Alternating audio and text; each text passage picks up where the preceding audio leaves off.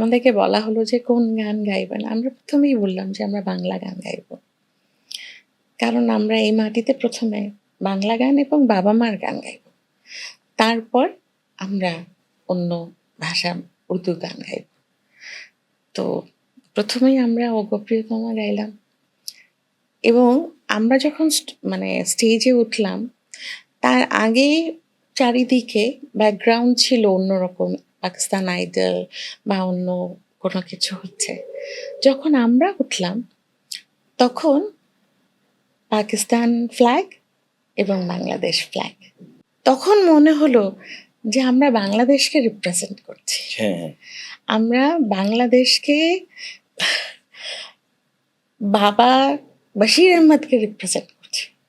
Mina বশিরকে represent করছি, বাংলাদেশকে represent করছি। মানে সেটা এক অন্যরকম অনুভূতি ছিল। এবং ওটা তো এত এনকোর হলো, আ আ রাহাত ফাতে আলী খাঁ উনি এত পছন্দ করলেন ওখানে। আলমগীর ভাই ছিলেন, জেব বাঙ্গেশ ছিলেন। মানে উনারা এত পছন্দ এবং ফুল হাউস এত পছন্দ করল। তারপরে বাবার সেই উর্দু গানগুলো মানে সবগুলো গানগুলোকে নিয়ে আমরা একটা মেডলি করলাম।